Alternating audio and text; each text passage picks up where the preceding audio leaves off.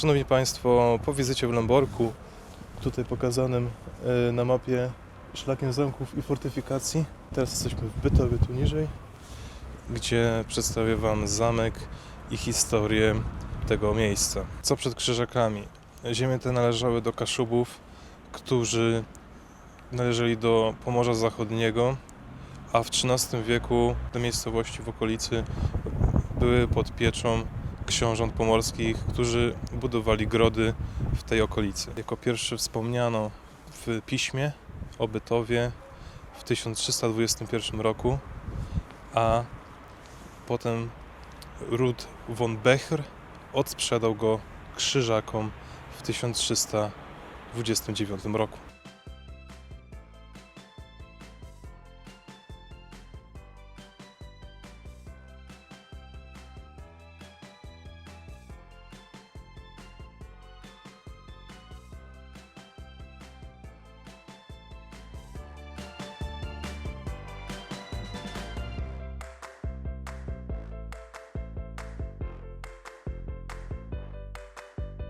W czasach krzyżackich zamek był miejscem negocjacji między Polską a zakonem.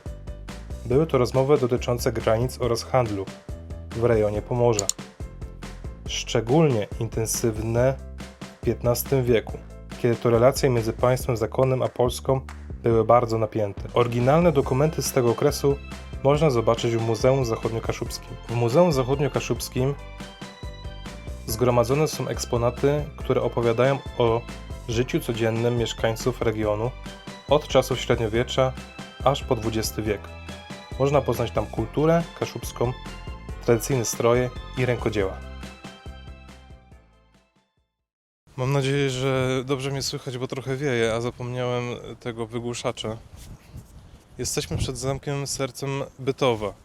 Zamek krzyżacki zbudowany w latach 1398 i skończone w 1405 roku. Pilnowało granicy, było strażnicą graniczną, ale również było miejscem administracyjnym i spotkań rycerskich.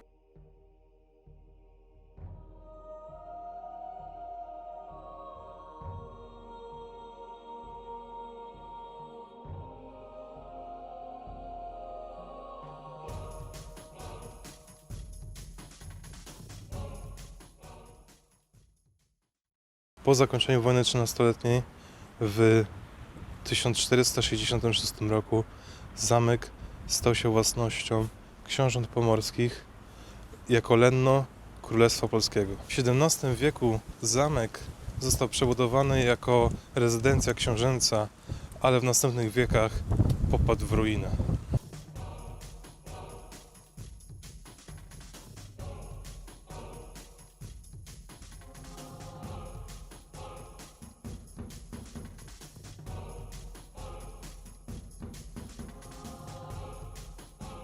Dziedziniec wewnętrzny i mury obronne, gdzie można podziwiać oryginalną strukturę obronną i dowiedzieć się, jak zamek funkcjonował jako twierdza. Sala rycerska z wystawą broni i zbroi, w tym rzadkich egzemplarzy uzbrojenia używanego przez Krzyżaków oraz książąt pomorskich. Wieża prochowa z panoramicznym widokiem na miasto i okolice, stanowiącą nie tylko atrakcję turystyczną, ale też punkt strategiczny w historii zamku. Kaplica zamkowa, która służyła Krzyżakom jako miejsce modlitwy, a później została zaadoptowana przez książąt pomorskich. Piwnice zamkowe, w których znajdują się ekspozycje archeologiczne ukazujące życie codzienne w średniowiecznym zamku. Tu uciekliśmy z zamku, ponieważ nie przygotowaliśmy się na taki chłód. Ręce zmarzły, trochę się ogrzeliśmy. Jest dzisiaj 14 grudzień, jak to nagrywam. Jeszcze się zastanowię, czy będzie to wypuszczone w święta. Jeżeli tak, to wszystkiego najlepszego w te święta, oby były pełne radości i wspólnych spędzonych rodzinnych chwil. Z Zamkiem Krzyżackim jest związana również legenda, że tam straszy duch krzyżackiego komtura, który przechodzi po krużgankach aż do wieży i straszy w księżycowe noce. za to, że dokonał tyle zbrodni i tortur na niewinnych cywilach ziemi bytowskiej. Taka jest legenda o duchu z zamku w Bytowie. Także ciekawe, czy jest prawdziwa. Łowcy duchów, zapraszam do zamku w Bytowie. Spacer wzdłuż traktatu młyńskiego to malownicza ścieżka, która prowadzi nad rzeką Bytową i ukazuje piękno przyrody oraz historyczne młyny, które odgrywały kluczową rolę w gospodarce średniowiecznego Bytowa. Warto wspomnieć, że młyny te były nie tylko miejscem mielenia zboża, ale także stanowiły ośrodki lokalnej wymiany handlowej i społecznej. Trakt młyński został odrestaurowany w XX wieku, aby zachować pamięć o tej istotnej części dziedzictwa regionu. Spacerując tą trasą, można również podziwiać pozostałości dawnych systemów hydrotechnicznych, które świadczą o zaawansowaniu technicznym mieszkańców Bytowa w przeszłości.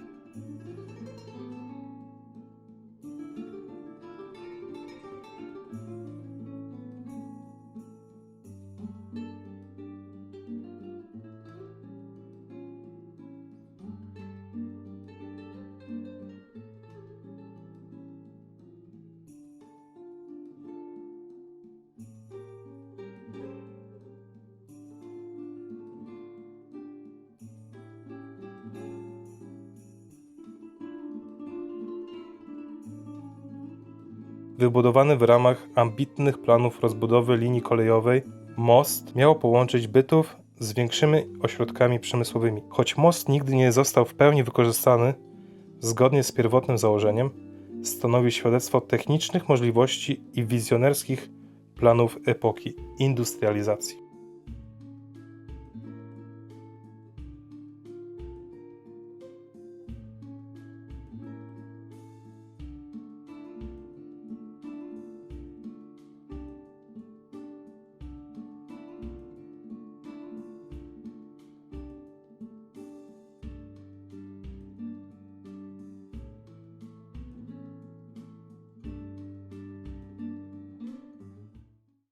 Ceglano-kamienny most nad rzeką Borują był zbudowany w 1884 roku.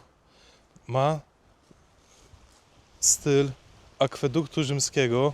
Pomiędzy jego łukami są herby pruskie, kolei pruskich, Bytowa. Stary dworzec popadł w 1909 roku w zapomnienie.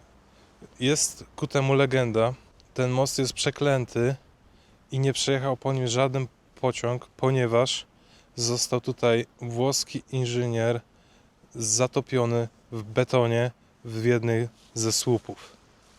Taka jest legenda. Oczywiście legendy nie zawsze mówią prawdę, ale został po tym piękny most.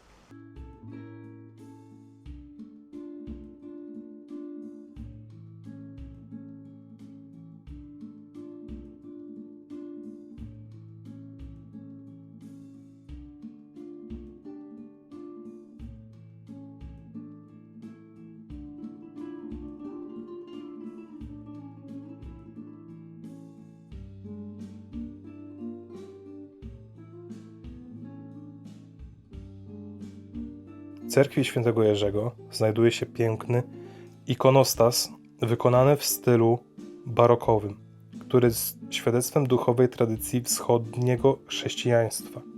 Każdy detal, od bogatych zdobień po symbolikę ikon, opowiada historię spotkania wschodu i zachodu, jakie miało miejsce w Bytowie na przestrzeni wieków. Znajdujemy się przed cerkwią świętego Jerzego, zbudowaną w XVII wieku jako kościół ewangelicki. Wraz z akcją Wisła i przesiedleniem Ukraińców, a wysiedleniem ludności niemieckiej, został on przekazany duchowności grecko-katolickiej, czyli prawosławnie.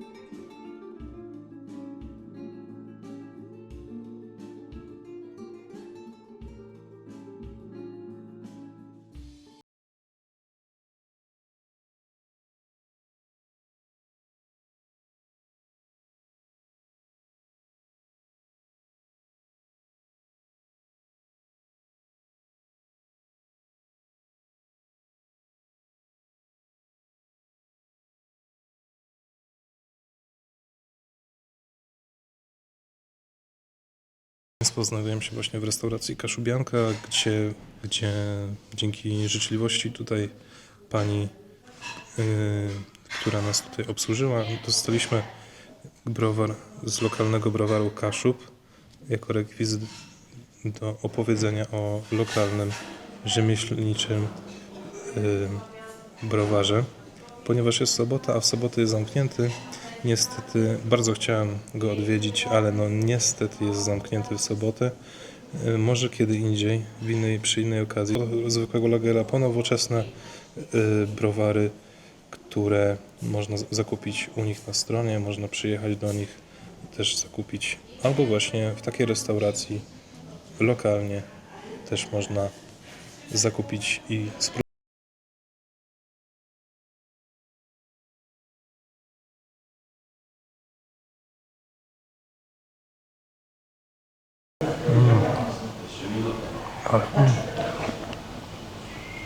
Jaki dobry.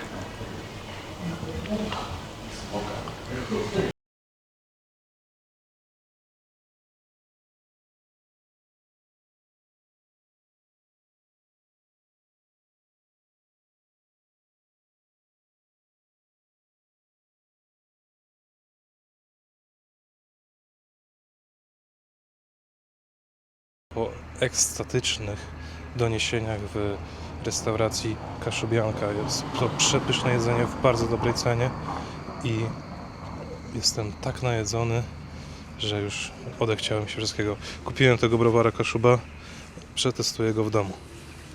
Zapraszam dalej.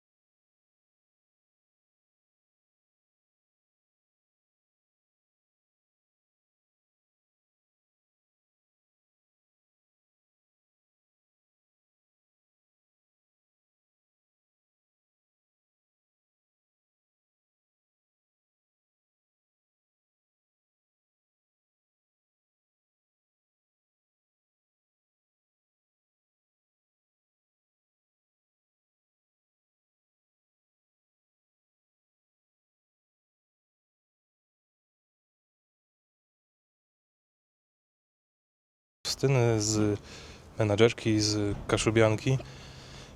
Coś czuję, że za mało powiedziałem. Obsługa fenomenalna, kuchnia. Pozdrawiam wszystkie panie bardzo serdecznie i bardzo dziękuję za tę informację. Tej wieży nie wpadłbym na to i w internecie też nie mogłem znaleźć tej informacji, że jest tutaj taka oto wieża muzeum, pomnik Jana Pawła II. Dziękuję bardzo za tę informację. Posiłek był pyszny. Pozdrawiam i życzę dużo sukcesów w dalszym prowadzeniu restauracji.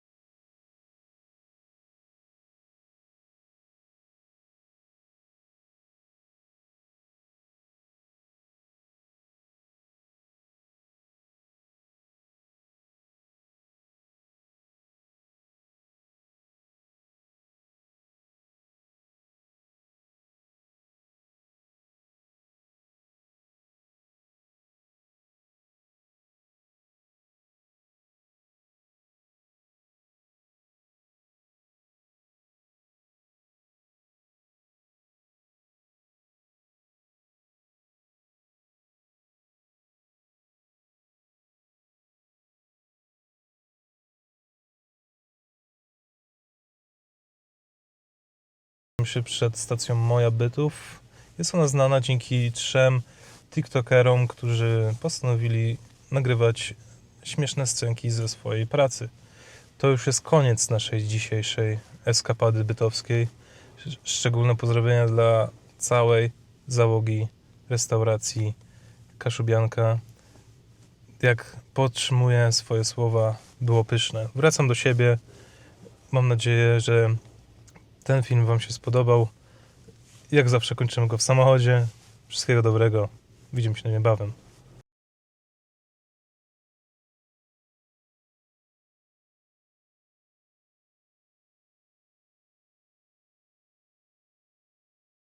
Witam u mnie w kuchni.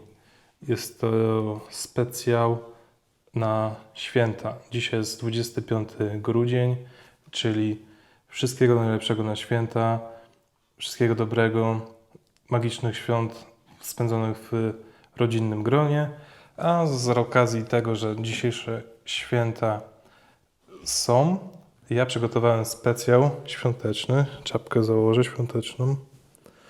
Jest to degustacja owego piwa z Bytowa. W Bytowie byliśmy dokładnie tydzień temu, w sobotę, a do Wigilii zostały 2 dni i omówimy sobie browara z browara Bytów. Jest to browar Kaszub, jest to piwo pszeniczne, Hefeweizen, pasteryzowane, niefiltrowane, składniki woda, słody jęczmienny, słód pszeniczny, chmiel, drożdże i ma 4,7% objętości. Proszę Państwa, tutaj prezentuję.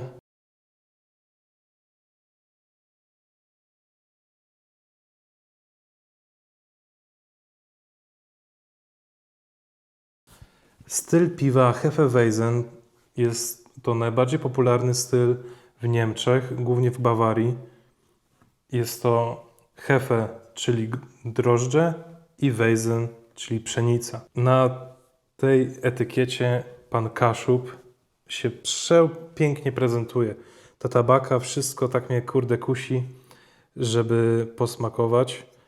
Jest to naprawdę bardzo ładna etykieta. Szanowni Państwo, to piwo powinno mieć aromaty banana, trochę goździków, mieć długą utrzymującą się pianę, a kolorem powinno być złote, pszeniczne. Także zobaczymy. Mam taką szklankę, niestety. Nie mam w domu kufla normalnego do piwa, ale czego nie ma. O! Jakoś sobie poradzimy. O, jest pianka.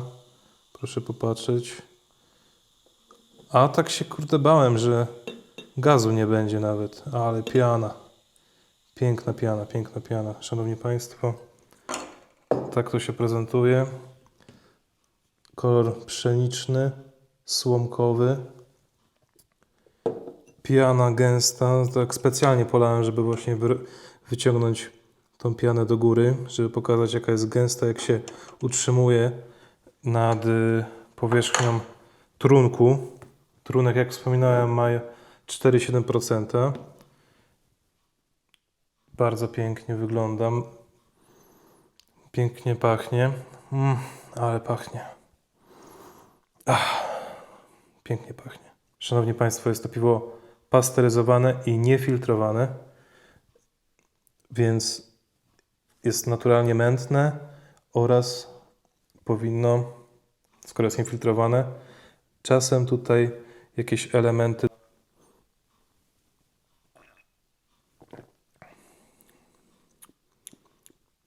Tak, smaczne.